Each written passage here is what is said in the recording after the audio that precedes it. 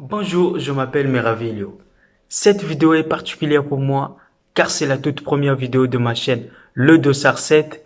Je tiens donc à remercier tous ceux qui vont la regarder et souhaiter la bienvenue à ceux qui vont s'abonner à la chaîne. Aujourd'hui, je vais vous parler de l'un des matchs les plus attendus en huitième de finale de la Ligue des Champions. Nous sommes à 2 semaines de ce match excitant entre le Real de Madrid et Manchester City. Dans cette vidéo, je vous dirai quels sont les joueurs côté Real de Madrid qui pourraient permettre au Real de gagner ce match. Et je vous dirai aussi ce que je pense des performances de ces deux équipes à partir du 1er janvier 2020. D'un côté, on a une équipe du Real de Madrid qui doit jouer juste après la réception de Manchester City face au FC Barcelone. Pourquoi je vous parle de ce match? Parce qu'il serait peut-être, à mon avis, le match le plus important de la saison du Real de Madrid. Et les joueurs seront conscients de ça. J'ai peur qu'à un moment où il faudrait lâcher les chevaux face à City, que les garçons s'économisent en pensant au match d'après, celui contre le FC Barcelone. Le gagner permettrait au Real de Madrid de se rapprocher un peu plus du titre, et le perdre relancerait la machine barcelonaise dans la course au titre. Ce match sera tellement important pour le Real de Madrid. Et de l'autre côté, on a une équipe de Manchester City qui se trouve aujourd'hui à moins de 22 points de Liverpool, qui n'a plus rien à gagner en championnat, qui va tout miser sur la Ligue des Champions. Et on le sait tous que Manchester City a toujours fait de la Ligue des Champions une priorité. Et d'ailleurs, Guardiola l'a dit, ne pas gagner la Ligue des Champions avec les Citizens, son passage à City sera considéré comme un échec. Cette équipe de Manchester City me rappelle un peu la saison du Real de Madrid 2017-2018, où on avait une équipe du Real de Madrid qui était complètement à la ramasse en Liga, qui avait été sorti à domicile par Leganés en Coupe du Roi et qui avait misé sur la Ligue des Champions, qu'il a gagné au final. Ce match sera tellement important pour les deux équipes et les enjeux sont tellement énormes. Ensemble, voyons les performances de Manchester City depuis le 1er janvier 2020.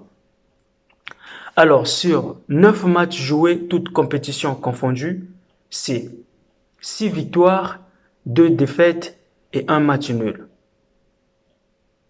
Ils ont marqué 22 buts, ils en ont encaissé 9. Quand on regarde de près cette équipe de Manchester City, on se rend compte qu'elle est portée par son attaque. Kun Agüero avec 7 buts, Gabriel avec 5, Mahrez 3, Bernardo 2.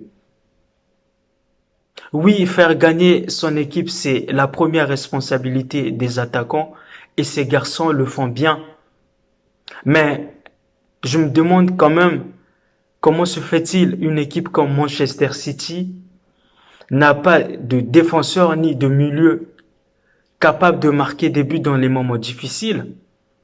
Et dans leur groupe, en Ligue des Champions, ils ont été accrochés par 2 équipes qui semblaient être à leur portée. Ils ont fait match nul à domicile face au Shakhtar et ils ont été accrochés à l'extérieur par une équipe de l'Atalanta. Et à cela, tu ajoutes les 2 dernières défaites face à Manchester United et à Tottenham. Moi, étant supporter du Real de Madrid, je suis rassuré. Et de l'autre côté, on a une équipe du Real de Madrid depuis le 1er janvier 2020 qui monte en puissance très équilibrée. Sur 9 matchs joués, toutes compétitions confondues, c'est 7 victoires, 1 match nul et une défaite face à la Real Sociedad. On pourra y revenir un peu plus tard sur la chaîne. Le Real a marqué 20 buts, ils en ont encaissé 7. Et quand on regarde de près les 20 buts marqués par le Real de Madrid, on se rend compte qu'il n'y a que 4 joueurs qui ont marqué plus d'1 but, soit 2 buts à chacun. Benzema, Brahim, Modric, Nacho. Brahim et Nacho ne sont pas titulaires au Real de Madrid. Et les 12 autres buts ont été marqués par 12 joueurs différents. Donc le Real de Madrid pourra compter sur tout le monde pour inquiéter cette équipe de Manchester City. Oui, malheureusement aujourd'hui, le Real de Madrid n'a pas une attaque qui fait peur, mais on va bientôt récupérer Eden Hazard et dans ce match, on aura besoin de la paire Hazard-Benzema. Aujourd'hui, le Real de Madrid est la meilleure défense de la Liga, ce qui me paraît logique quand on a dans son équipe des garçons comme Valverde, Casemiro, et le Real de Madrid, au-delà d'avoir une charnière qui a fait ses preuves, de garçons que j'aime bien, Sergio Ramos et Varane, a une valeur sûre défensivement, qui soulage cette charnière par moment. Mendy. Statistiquement, les deux équipes ne sont pas éloignées, mais quand on regarde l'effectif du Real de Madrid, j'ai l'impression qu'il est mieux garni que celui de Manchester City. Ce genre de match se joue sur des détails. On l'a bien vu, cette équipe de Manchester City est portée par son attaque. Donc, l'objectif premier côté Real de Madrid serait de couper la connexion entre l'attaque et le reste de l'équipe, notamment la connexion entre Kun Agüero et ses partenaires. Pour le faire, pour y arriver, je vous propose 4 joueurs. Je ne dirais pas que tout se passera comme je suis en train de le penser.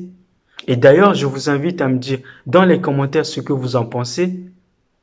Moi, je miserais sur 4 joueurs. Mendy, Casemiro, Valverde et Vasquez. Oui, Vasquez. Vasquez, c'est pas un joueur qui fait peur à la défense adverse. C'est pas un joueur qui fait des différences dans des moments difficiles, mais sa présence dans ce match serait importante pour épauler défensivement Carvajal face à Sterling. Et à chaque fois que Zizou a fait appel à ce garçon, il a toujours répondu de la bonne manière. Il fait beaucoup d'efforts défensifs. Le côté droit de Manchester City me paraît plus dangereux parce qu'il est animé par des garçons techniquement très à l'aise avec le ballon, capables de déstabiliser n'importe quelle défense. La défaite du Real de Madrid face à la Real Sociedad en Coupe du Roi a prouvé que Mendy était devenu indispensable au Real de Madrid.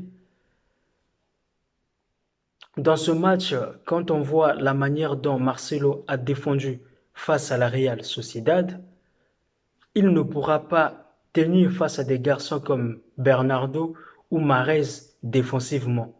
On le sait très bien, défendre n'est pas sa qualité première. Et pour le milieu, je donnerai les responsabilités à un garçon que j'aime bien, qui s'est révélé cette saison, Valverde. Avec son volume de jeu, il pourra harceler tout au long du match Kevin pour l'empêcher de donner le tempo au milieu, pour l'empêcher de jouer son football, car c'est l'une des pièces maîtresses de cette équipe de Manchester City. Et avec Casemiro en sentinelle, je ne vois pas comment cette équipe de Manchester City pourra nous inquiéter. Et pour la créativité, j'espère qu'on aura le Luka Modric de la Coupe du Monde 2018 avec l'équipe de Croatie qui avait été phénoménale. J'espère que les remplaçants seront décisifs dans ce match.